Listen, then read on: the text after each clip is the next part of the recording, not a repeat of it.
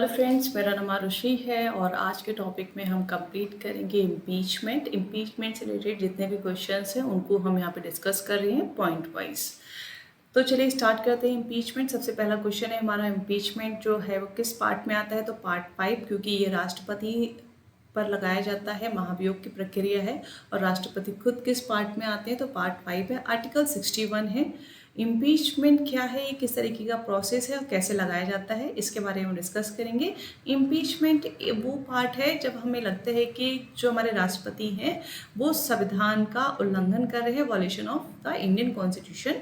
वहाँ पर हम उस टाइम पर भारत के राष्ट्रपति पर कौन सी प्रक्रिया लगा सकते हैं? इम्पीचमेंट की प्रक्रिया लगा सकते हैं।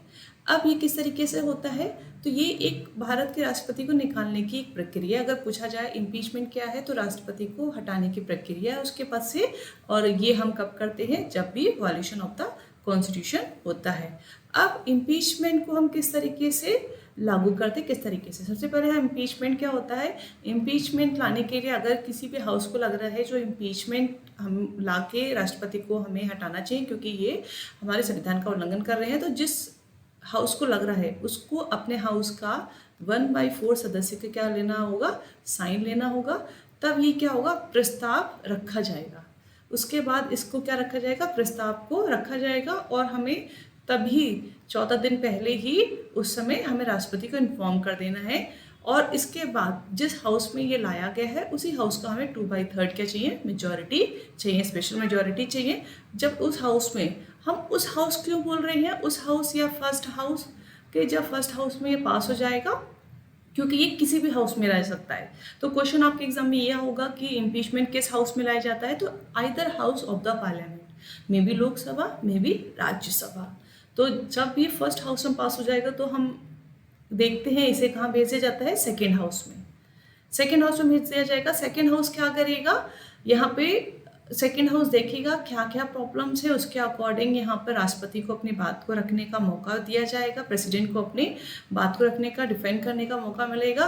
प्लस यहाँ पे एक कमेटी भी बैठाई जाएगी। कमेटी अपनी रिपोर्ट प्रेजेंट करेगी, राष्ट्रपति अपनी बात को कहेंगे हाँ ये सही है या गलत है, उन चीज़ों को रखेंगे। और उसके बाद भी लगता है कि नहीं, जो फर्स्ट हाउस द्वारा लगाए गए इल्ज़ाम हैं वो ठीक हैं, तो क्या होगा? सेकेंड हाउस भी उसको मेजॉरिटी से पास करेगा। मेजॉरिटी के लिए 2/3 मेजॉरिटी चाहिए। और अगर दोनों हाउस से, Lok Sabha, Rajya Sabha, first house and second house, दोनों हाउस से अगर मेजॉरिटी से पास हो गया तो यहाँ पे क्या होगा? इम्पीचमेंट यहाँ पे लागू हो जाएगा। इमीडिएट प्रेसिडेंट को अपना पद खाली करना होगा और इनकी जगह कौन आ जाएंगे? Vice president of India. और तुरंत इलेक्शन कराया जाएगा। विद इन 6 मंथ इलेक्शन करा कर नए राष्ट्रपति को लाया जाएगा। तो आई होप आपको पूरा जो टॉपिक है इम्पीचमेंट का क्लियर हो गया होगा। मैं आपको फिर से एक बार रिविजन करा देती हूँ। अगर आर्टिकल पूछ रहे हैं, महाभियोग का आर्टिकल है 61 है, पार्ट 5 है, राष्ट्रपति पर लगाया जाता है। और इसको लाने के लिए किसी भी हाउस में लाया जा सकते हैं, लोकसभा, राज्यसभा, किसी भी हाउस में लाया जा सकता है। और जिस हाउस में लाया जा रहा है तो उसमें सबसे पहले प्रस्ताव, केवल प्रस्ताव को रखने के लिए 1/4 मेंबर के हमें साइन चाहिए। फिर जिस हाउस में लाया गया है उसी हाउस का हमें 2/3 मेंबर्स का क्या चाहिए? सहमति चाहिए। फिर उसके बाद ये सेकेंड हाउस में भेजा जाएगा।